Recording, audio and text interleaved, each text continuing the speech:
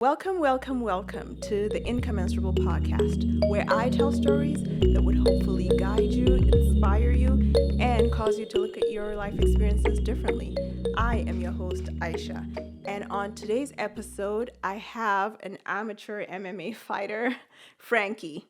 Thank you for joining me. I know that you are sleep deprived or something. Yeah, you've been working all night, but I am excited that you're here. Because when I met you, I think 2 days ago, you were telling me about how you were an MMA fighter and you truly believe in kindness. And I added you on Instagram and I saw your work ethic. You have such a tremendous work ethic that I think is inspiring for me because you're there at the gym and you're constantly just punching bags. Yeah. The scars just showing. Yeah, the scars are showing. Anyway, so tell me why you decided to go to chase MMA fighting. You know, honestly, it's more of a drive than it was a decision. Mm-hmm. It's something I've always felt internally, and incredible, overwhelming drive. Yeah. And I might even almost call it a calling. Mm-hmm. I later found out, after the fact, recently actually, that my grandfather was a professional boxer in Mexico. And I was kind of like, oh, well, maybe that's where I get it from. Yeah. But most importantly, I just had this goal, Mm-hmm. and the goal was I truly wanted to, I guess, be like a symbol for people, to truly embody martial arts and represent it appropriately. And what does that mean? Like represent martial arts? I know that for martial arts you have these type of laws that you live. Would you call them laws, or you have like the integrity? Yes, I feel.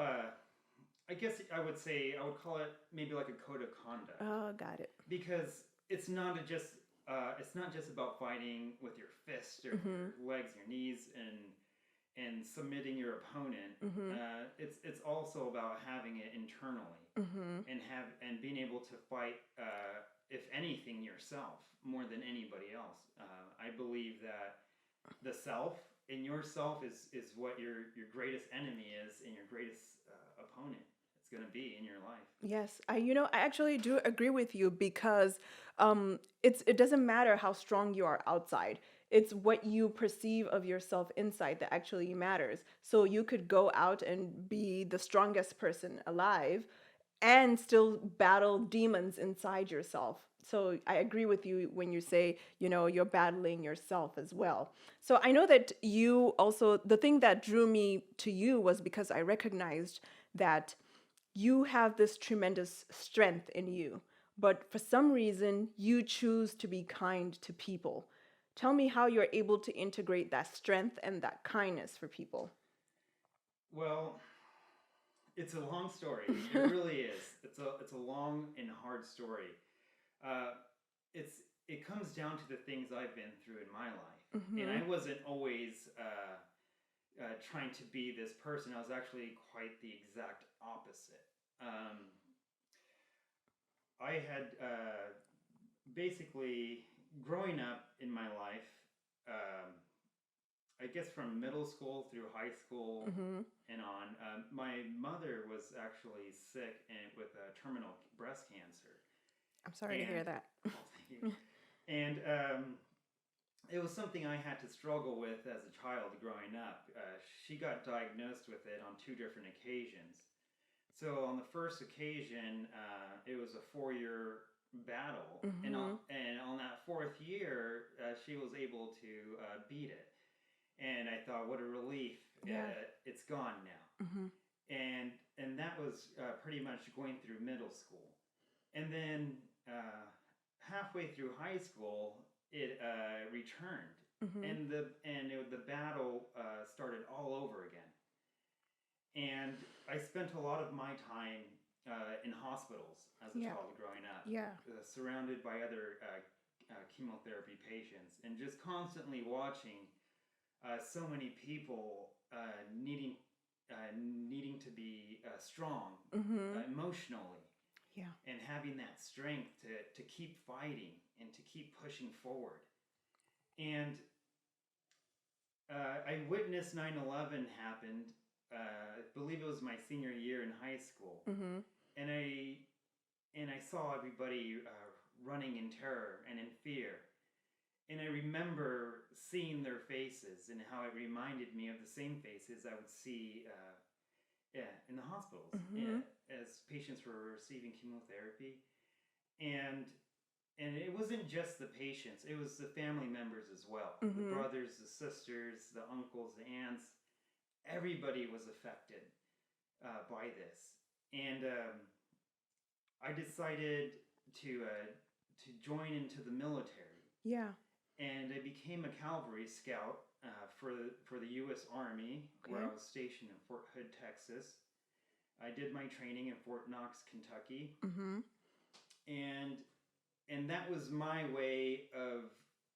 I was still very much a young man. I believe I was I believe I was 20 years old or 19 years old when I had joined. About halfway through my enlistment, I was facing a deployment, and we were going to go to Fallujah, and we were about to leave in just a few months, and and then I received a call from my mother, basically telling me she was not going to make it. Oh my goodness. And in other words, I never ended up going on that deployment. I ended up going home so that I can say goodbye to her and be with her in her final moments. And after that,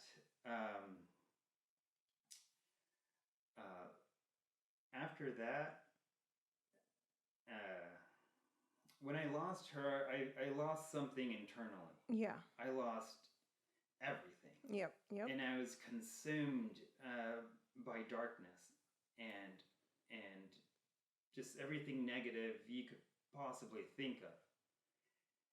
And it was something I thought I would never get out of. And that's how it carried on with me for years, for a decade. And one day I just simply decided. It was just a decision. That's all it was, really. I didn't do any special therapy. I didn't do any special self-help stuff. I was just sick and tired of feeling bad. And I dove into drugs. I had alcohol. I mean, all at the same time. Really? I had to call an ambulance for myself on several occasions where I wasn't sure if I was going to wake back up or make it. And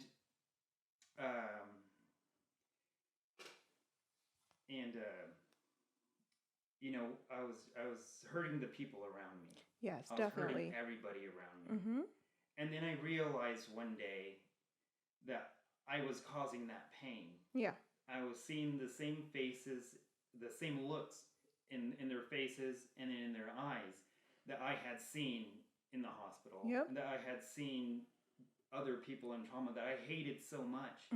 And that's where I learned that I had embodied this darkness and allowed it to consume me to the point that I became it. And I mean, you are what you do. Yes, what you do definitely. every day will become your identity and become what you are. Yeah. And I'll go back on this timeline. Forgive me, it's a long story. But I know. I'm wrapping it up. I'll go back on this timeline. The one thing I did have during all this darkness, because I was getting mixed up into fights in high school, getting mixed up in the wrong crowd, and I had the police come to our home, trash my room, looking for stuff, looking for me, whatever it may be. And police, I was a young man, and the police strongly recommended to my parents that they put me into something. Yeah. And what that something ended up being was karate. Yeah. Okay. Got it. And I did that, and the people there became a family to me. Mm-hmm. And they became positive role models, and that's what I needed at that time, and I didn't even know it when I was there. Yeah. I have lots of pictures of me I recently went through, and I noticed I wasn't smiling in any of these pictures. I looked like a very angry, broken child. Oh, wow. And I would receive another belt, move up in rank. And in every one of these instances, I mean, I go to dojos all the time today, and I see these kids, and they light up, and they get so excited. They get a new belt. They go up to the next rank, and I was looking at the pictures of myself, and I was just broken. Yeah. I would get another belt and just, and I didn't even know. I just was looking at myself, and I was like, wow, I was in it. Yeah. And so let's fast forward back to where I was at. I realized I was at darkness. I realized I was creating darkness in others because of me. Because the thing about addiction is you want to validate it, and you want other people to come and join you in what you're doing so you feel better about it. And that is not the right way. And so I decided enough is enough. And I didn't want to be that anymore. And I honestly, I had contemplated suicide several times. And I believe I attempted it twice. And I'm thankful I was unsuccessful. I didn't know what to do, and I felt lost, completely lost.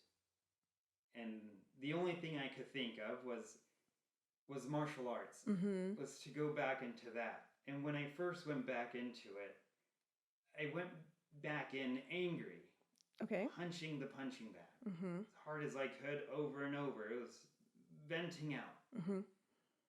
But slowly, over time, and the thanks to many other dedicated martial artists, who most of them who I've met have had similar trauma. They helped me find myself.